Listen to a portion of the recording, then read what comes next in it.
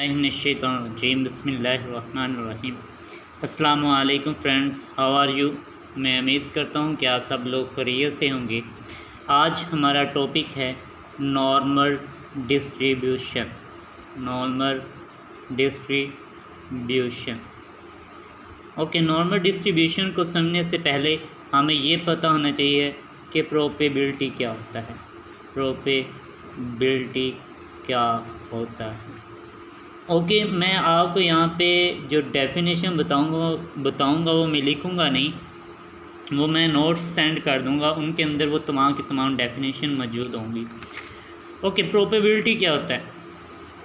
Basically जो हमारे पास probability है, प्रोबेबिलिटी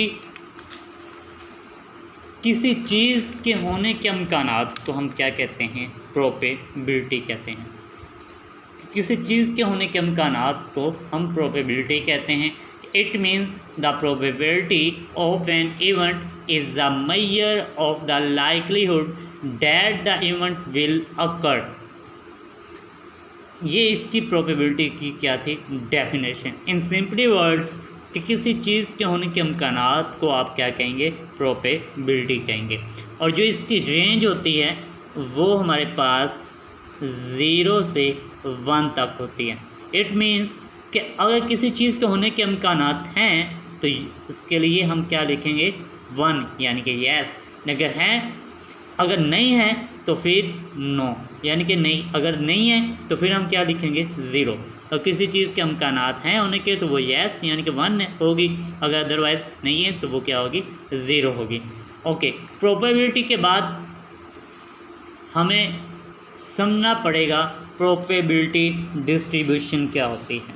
प्रोबेबिलिटी डिस्ट्रीब्यूशन क्या होती है, डिस्ट्रीब्यूशन। ओके, प्रोबेबिलिटी डिस्ट्रीब्यूशन क्या होती है जी। प्रोबेबिलिटी डिस्ट्रीब्यूशन को समझने से पहले हम इसकी एक एग्जांपल देखते हैं।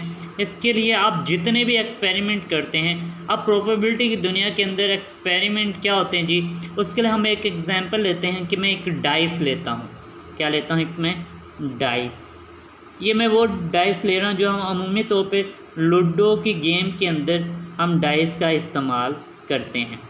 इसकी 6 पॉसिबिलिटीज़ होती हैं। वो क्या होती हैं जी, या तो 1 आएगा, या 2 आएगा, या 3, या 4, या 5, या क्या आएगा, 6 आएगा। अब जो पॉसिबिलिटीज़ हैं उनको हम एक रैंडम वेरिएबल एक्स का नाम देते हैं। Random variable x. वो पॉसिबिलिटीज़ क्या हैं, या तो 1 आएगा, 2 आएगा, 3 आएगा, 4 आएगा, 5 आएगा, 6 आएगा। अब इनकी प्रोबेबिलिटी क्या होगी, प्रोबेबिलिटी क्या होगी, किसी चीज़ के होने के इम्कानात। अब 1 की जो प्रोबेबिलिटी है वो 1/6 होगी। ये होगा कि 6 में से एक दफ़ा 1 आ सकता है। सिमिलर 2 की जो प्रोबेबिलिटी है वो भी 1/6 होगी, 2/6 नहीं होगी बल्कि 1/6 होगी। 6 में से एक बार ऐसा होगा कि शायद 2 आ जाए। सिमिलर 3 की भी जो प्रोबेबिलिटी है वो 1/6, 4 की भी 1/6, 5 की भी 1/6 और 6 की भी 1/6 होगी। ओके, अब ये तमाम की तमाम जो पॉसिबिलिटीज़ थी 1, 2, 3, 4, 5, 6, ये हमारे पास क्या कहलाती हैं, ये हमारे पास क्या होते हैं जी, इवेंट्स। क्या होते हैं, इवेंट्स। अब जो प्रोबेबिलिटी है, जो हमने इंडिविजुअली प्रोबेबिलिटी आई हैं, जब किसी भी एक्सपेरिमेंट के अंदर जो इंडिविजुअली प्रोबेबिलिटी आपके पास गिवन्स होती हैं, जब आप उनको क्या करेंगे जी, ऐड करेंगे तो जो आपके पास आंसर आएगा वो हमेशा 1 आएगा। ओके, अब ये आपके पास जो इवेंट्स हैं, जो आपने रैंडम वेरिएबल यानी कि जो इवेंट्स हैं, जो पॉसिबिलिटी से जो आ सकती थी, वो हमारे पास इवेंट्स होते हैं। और इनको आप क्या बोलते हैं जी, म्यूचुअली एक्सक्लूसिव।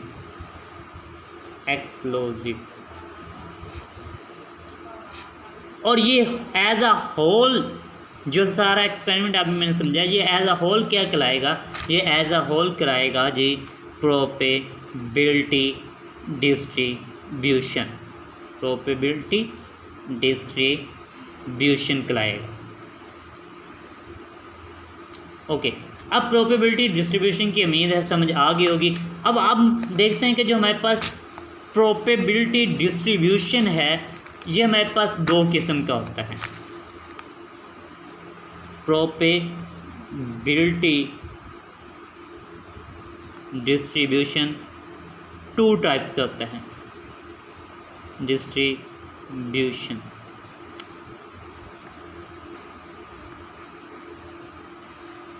एक तो डिस्क्रीट रैंडम वेरिएबल,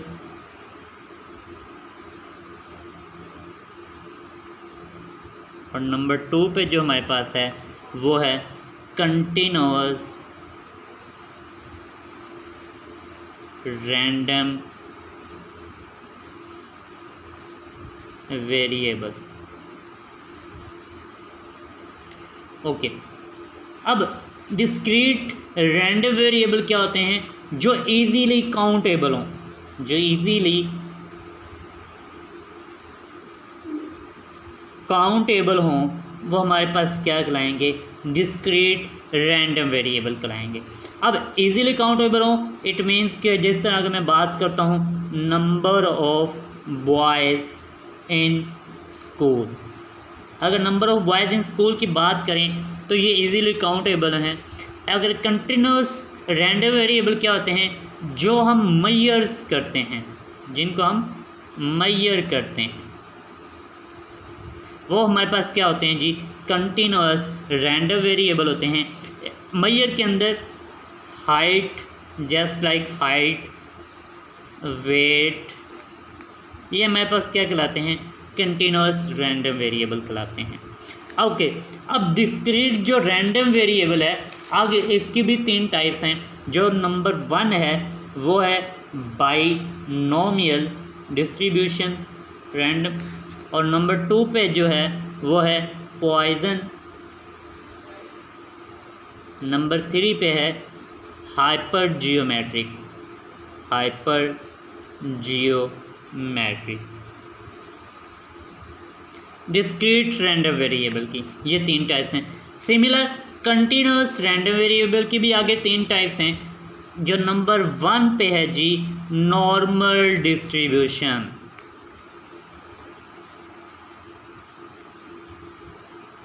ये जो सारी तमीद मैंने अभी बांध दी वो हमारा अब मेन टॉपिक स्टार्ट हो जाएगा, जो कि आज का हमारा टॉपिक है वो क्या है, नॉर्मल डिस्ट्रीब्यूशन। इस तरह इसकी भी आगे 3 टाइप्स हैं।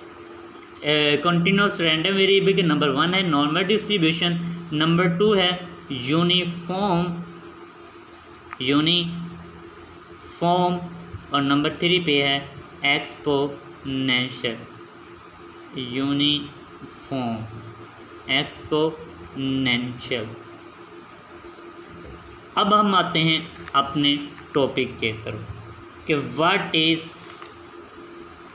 नॉर्मल डिस्ट्रीब्यूशन क्या होता है जी।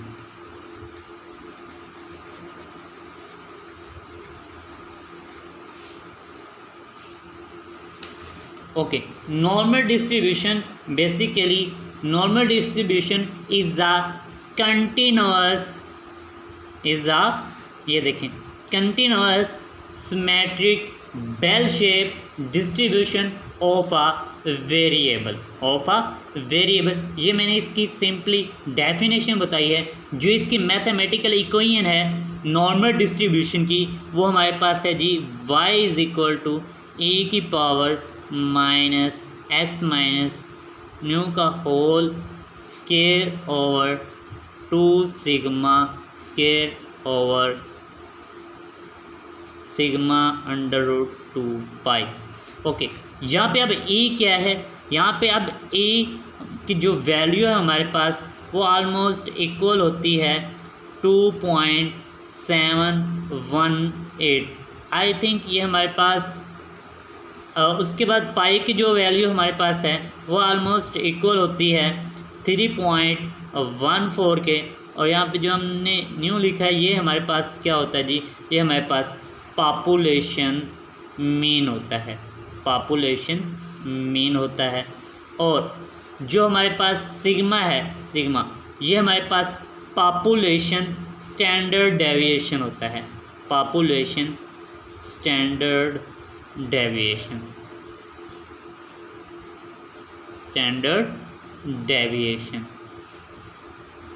होता है। ओके, अब हम बात करते हैं प्रॉपर्टीज़ की।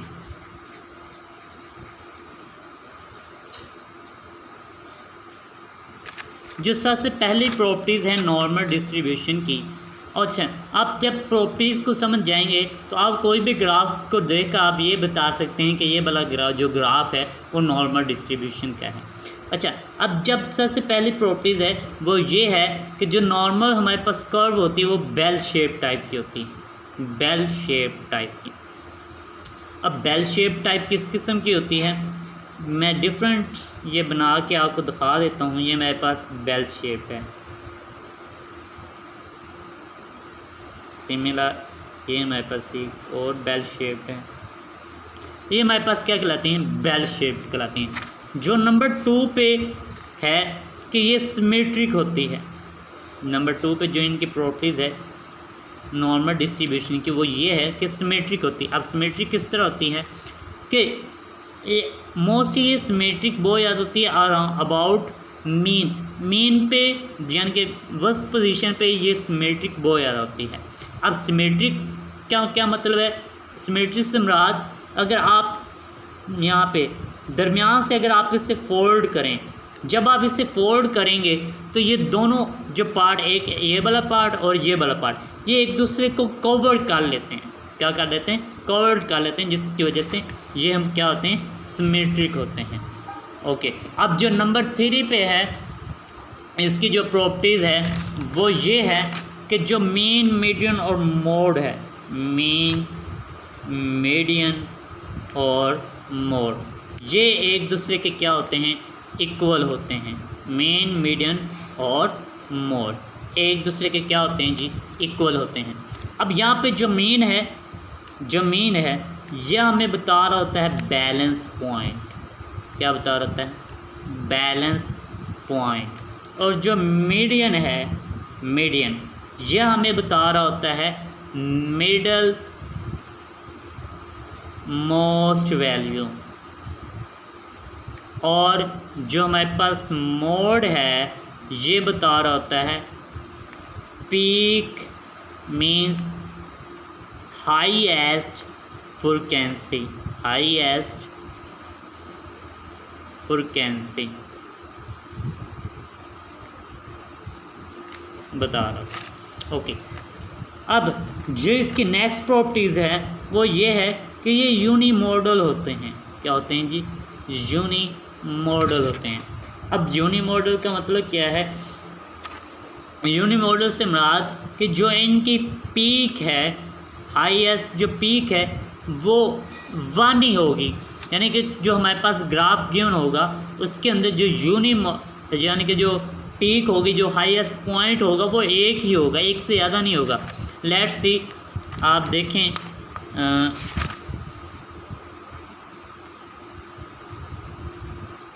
ये हम ग्राफ बनाते हैं। ये ग्राफ जो है हमारे पास ये है नॉर्मल डिस्ट्रीब्यूशन का। आप देखें यहाँ पे जो पीक है वो एक ही पॉइंट पे है, ये यूनिमोडल। अब इसके अलावा अगर मैं आपको ये मिसाल दूं,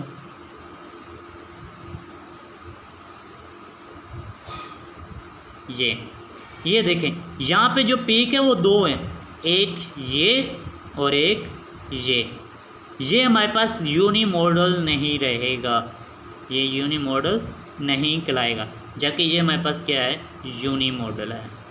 इट मीन्स कि जो नॉर्मल डिस्ट्रीब्यूशन का जो ग्राफ है वो हमारे पास क्या होता है, यूनिमोडल होता है।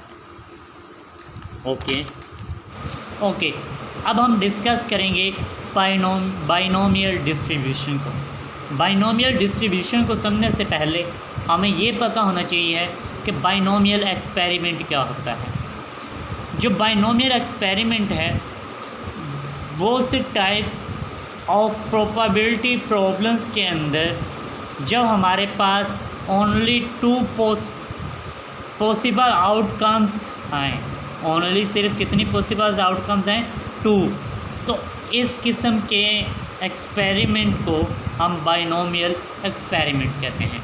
यानी कि many types of probability problems have only 2 possible outcomes और they can reduce to 2 outcomes, यानी जिनके अंदर 2 आउटकम हैं, कितने हैं, 2।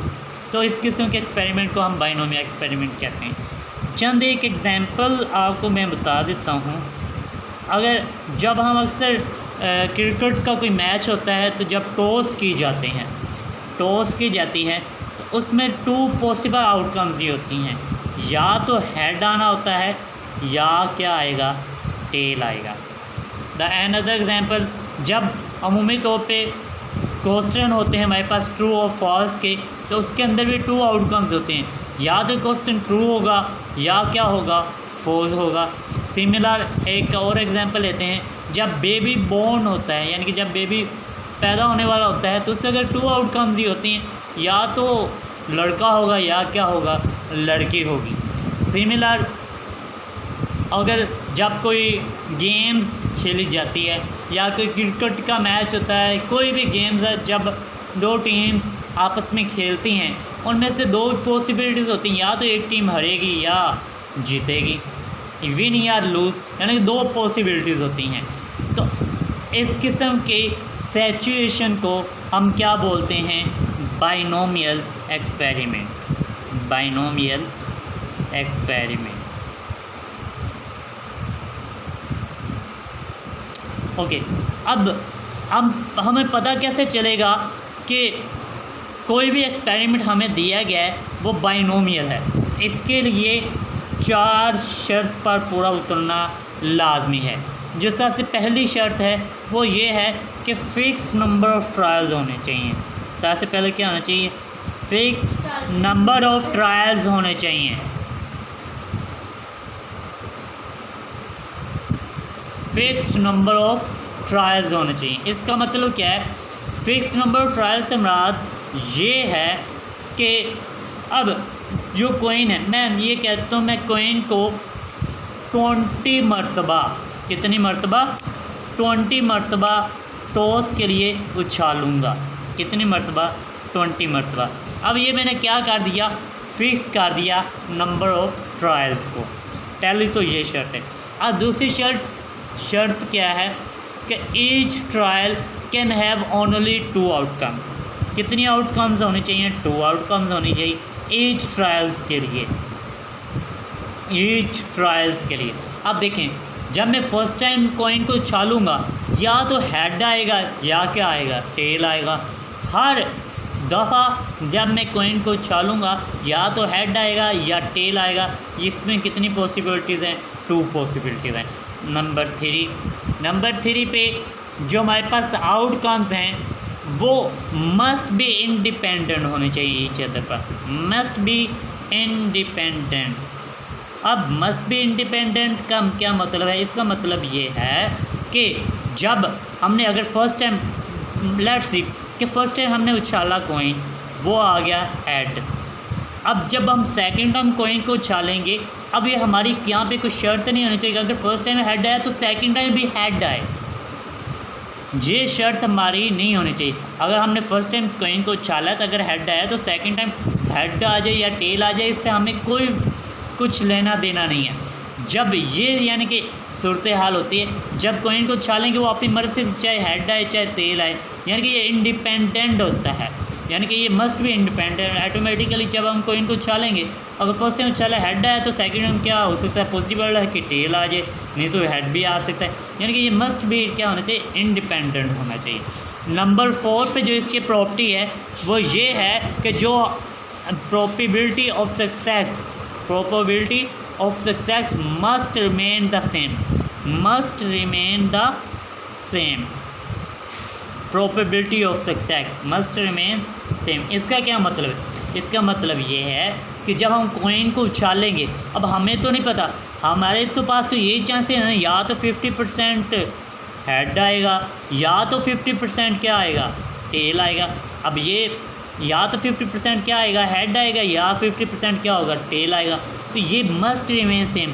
देखें हेड और टेल के लिए ये दोनों क्या हैं, सेम है।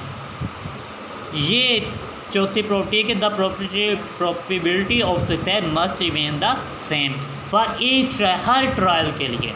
अब एक एग्जांपल आपको देता हूँ। जब हम टॉसिंग के लिए कॉइन को उछालते हैं, अगर मैं कहता हूँ भाई tossing of coin 50 time to see how many tails का कर। अब आप जब कॉइन को उछालेंगे 50 टाइम, तो फर्स्ट देखें, फर्स्ट पूरा हो रहा है, जो हमारे पास फिक्स नंबर ऑफ ट्रायल्स 50 दफ़ा मैंने कहा है, फिक्स नंबर ऑफ ट्रायल्स हैं। अब ईच ट्रायल के लिए 2 आउटकम्स ही होंगी, या तो हेड आएगा या टेल्स आएगा, और इंडिपेंडेंट भी होगी। उसके बाद मस्ट रिमेन सेम भी रहेगा ईच ट्रायल के लिए। Probability of success each trial के लिए सेम रहेगी।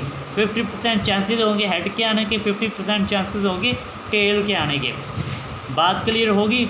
अब हम उम्मीद करता हूँ कि आपको इस सारे की समझ आ गई होगी। इससे नेक्स्ट हम चलते हैं बाइनोमियल डिस्ट्रीब्यूशन की तरफ। ओके, अब हम देखते हैं कि बाइनोमियल डिस्ट्रीब्यूशन क्या होता है। Outcomes of binomial experiment. Binomial experiment के आउटकम्स हमने पीछे देखे, पॉसिबल हैं, वो कितने हैं, 2 हैं। And the corresponding probabilities of these outcome are called a binomial experiment. Outcomes किसकी, बाइनोमियल एक्सपेरिमेंट की, और इनकी जो क्रॉसपेंडिंग प्रोबेबिलिटीज़ हैं उन आउटकम्स की, तो वो हमारे पास क्या कहलाएगा, बाइनोमियल डिस्ट्रीब्यूशन कहलाएगा। लेट्स सी कि जब हम कोई भी अगर पेपर में MCQs आता है, तो कोई क्वेश्चन होता है गिवन, उसकी 4 स्टेटमेंट होती हैं, एक A और दूसरा B या C या D। लेट्स सी अगर इनमें से A अगर ठीक है, ट्रू आंसर है, तो A सक्सेस, जो हमारे पास A होगा वो सक्सेस होगा। बाकी जो B, C और D होंगे वो हमारे पास क्या कहलाएंगे, फेलियर कहलाएंगे। तो similar in a binomial experiment the outcomes are classified as a successor और या फेलियर। या तो एक सक्सेसर होगा या एक क्या होगा, फेलियर होगा। And are considered random variable. its probability distribution is called binomial distribution। आगे मैंने आपको मिसाल दे चुका है MCQs की, कि उसमें एक क्या होगा, सक्सेस होगा, बाकी तमाम के तमाम क्या होंगे, फेलियर्स होंगे। यानी कि 4 पॉइंट गिवन होते हैं, उनमें से एक सक्सेस होगा और बाकी क्या होंगे, फेलियर होंगे। ये हमारे पास क्या कहलाता है, बाइनोमियल डिस्ट्रीब्यूशन। ओके, अब हम बात करते हैं नोटेशन की फॉर द बाइनोमियल डिस्ट्रीब्यूशन की। P/S से क्या मुराद होगा, ये नोटेशन हम क्वेश्चन के अंदर यूज़ करेंगे। जहाँ पे P/S होगा उसका मतलब होगा प्रोबेबिलिटी ऑफ सक्सेस, जहाँ पे P/F होगा probability of failure. P the numerical probability of success, तो Q the numerical probability of failure. और P/S इज इक्वल टू क्या होगा, P के, इट मीन्स कि प्रोबेबिलिटी ऑफ सक्सेस किसके बराबर होगी, the numerical probability of success के। और P/F किसके बराबर होगा, 1 - P is equal to Q। अगर Q आपने अगर फाइंड आउट करना हो तो आप यहाँ से फाइंड आउट कर सकते हैं, इस फार्मूले से, Q is equal to 1 - P के। अब N से क्या मुराद है, N से मुराद द नंबर ऑफ ट्रायल्स हैं, और X से क्या मुराद है, X से मुराद the number of success in N trials हैं। और यहाँ पे the number of success in N trials, यानी कि इन ट्रायल्स के अंदर N ट्रायल्स के अंदर इसके हमारा the number of trials, it means कि अगर आप कॉइन को 50 दफ़ा उछालते हैं, 50 दफ़ा उछालते हैं और 50 दफ़ा उछालने से 20 टाइम्स अगर आपके पास हेड्स आ गया, लेट्स सी अगर हेड्स आ गया है तो ये 20 जो होगा वो आप x की जगह कितना लिखेंगे, 20 लिखें, और x की जो वैल्यू है वो 0, 1, 2, 3 सो ऑन n तक कोई भी वैल्यू हो सकती है। अब बाइनोमियल प्रोबेबिलिटी के लिए जो हम फार्मूला यूज़ करते हैं वो हमारे पास है p into x is equal to n का फैक्टोरियल। अब यहाँ पे n से मुराद मैंने आपको पीछे बताया है, लास्ट पे अगर आप देखें तो हमने वहाँ पे जब नोटेशन की पढ़ी थी बाइनोमियल डिस्ट्रीब्यूशन के लिए, तो वहाँ पे मैंने कहा था जो हमारे पास n है वो नंबर ऑफ़ ट्रायल्स होगा। तो जो हमारे पास यहाँ पे n फैक्टोरियल से मुराद नंबर ऑफ़ ट्रायल्स का फैक्टोरियल है, n फैक्टोरियल और n फिर नंबर ऑफ़ ट्रायल्स हैं माइनस x। अब यहाँ पे x नंबर ऑफ़ सक्सेस है इन ना ट्रायल में, इन एन ट्रायल के अंदर नंबर ऑफ़ सक्सेस, और इसका होल का फैक्टोरियल फिर एक्स का फैक्टोरियल, एक्स से मुराद number of success in N trial हैं। उसके बाद p की पावर x, अब p से मुराद न्यूमेरिक प्रोबेबिलिटी ऑफ सक्सेस है और x से मुराद the number of success in N trial, और सिमिलर जो q है ये हमारे पास फेलियर है न्यूमेरिक प्रोबेबिलिटी का, और q की पावर n से मुराद number of trials minus x से मुराद क्या है हमारे पास number of success in N trial. Okay, अब हम एक एग्जाम्पल करते हैं, find the probability that 2 of the 3 kids are girls if a family has 3 kids। हम इस क्वेश्चन को सबसे पहले सैम्पल स्पेस के मेथड से सॉल्व करते हैं, फिर हम इसी क्वेश्चन को सॉल्व करेंगे बाइनोमियल डिस्ट्रीब्यूशन के मेथड से।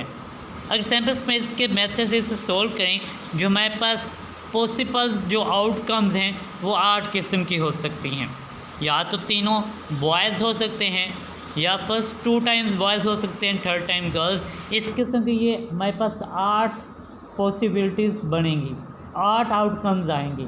लेकिन क्वेश्चन के अगर देखें तो क्वेश्चन के अंदर ये गिवन है कि ख़ानदान के 3 बच्चे हैं, 3 बच्चों में से जो 2 हैं वो क्या होने चाहिए, गर्ल्स होने चाहिए। वो हमने प्रोबेबिलिटी मालूम करनी है, तो लिहाजा जो हमारी आउटकम्स आएगी वो ये वाली आएगी, ये वाली, उसके बाद ये, फिर ये 3 किस्म की आउटकम्स आएंगी। तो अब ये हैविंग 2 ऑफ यानी कि the probability of having 2 of 3 children being girls, तो वो 3 गर्ल्स, टोटल आउटकम्स 8 थी, तो 3 को हम 8 पे क्या कर देंगे डिवाइड, तो हमारे पास जो आंसर आएगा वो 0.375 आएगा। अब हम इसी क्वेश्चन को सॉल्व करेंगे सॉल्व करेंगे बाइनोमियल डिस्ट्रीब्यूशन के मेथड से। ओके, अब हम इस प्रॉब्लम को बाइनोमियल फार्मूला के ज़रिए से सॉल्व करेंगे। बाइनोमियल फार्मूला के ज़रिए से सॉल्व करने से पहले जो हमारे पास बाइनोमियल एक्सपेरिमेंट हैं उसकी 4 पॉसिबिलिटीज़ हैं वो फुलफ़िल होना लाजमी है। अगर फर्स्ट देखा जाए जो नंबर ऑफ़ ट्रायल्स मैंने बताया था वो फ़िक्स होने चाहिए, तो यहाँ पे नंबर ऑफ़ ट्रायल्स फ़िक्स हैं, जो कि यहाँ पे कितने हैं, 3 हैं। उसके बाद 2 आउटकम्स होने चाहिए, तो 2 आउटकम्स ही हैं, जब बेबी पैदा होने वाला होगा या तो बॉय होगा या क्या होगा, गर्ल होगा। तो सिमिलर जो 3rd आउटपुट है कि वो इंडिपेंडेंट होना चाहिए ऑफ वन अनदर, एक दूसरे पर इंडिपेंडेंट होना चाहिए। तो सिमिलर इंडिपेंडेंट भी हैं। और number 4 probability of success in each case 1 और 2 50-50 होनी चाहिए, तो प्रोबेबिलिटी भी सक्सेस की वो क्या है 50-50 है। अब मैंने बताया, अब जो हमें नंबर ऑफ़ ट्रायल्स गिवन हैं वो कितने 3 हैं। इट मीन्स जो हमारे पास n गिवन है वो कितना है 3 है। और क्वेश्चन के अंदर देखा जाए तो उन्होंने 2 गर्ल्स का है। इट मीन्स कि जो number of trial in success है एक्स, वो हमारे पास कितने हैं, 2 हैं। कितने हैं, 2 हैं। उसके बाद जो हमारे पास P है, जो हमारे पास न्यूमेरिक प्रोबेबिलिटी ऑफ सक्सेस है, वो हमारे पास 1/2 है, यानी कि हाफ ही रहेगी हमेशा। यहाँ पे देखिए probability of success numeric form में वो कितनी 1/2 है। सिमिलर जो फेलियर है क्यों, वो भी कितना होगा, 1/2 होगा। अब हम इन वैल्यू को फार्मूले के अंदर क्या करते हैं, पुट करते हैं। ओके, अब हमारे पास जो फार्मूला है वो ये है, P × x = n का फैक्टोरियल ओवर n - x का फैक्टोरियल और x का फैक्टोरियल P की power x q × n - x। अब यहाँ पे देखिए n जो n हमारे पास कितना थे, n हमारे पास 3 था। कितना था, 3। n की जगह हमने क्या लिख दिया, 3 का फैक्टोरियल।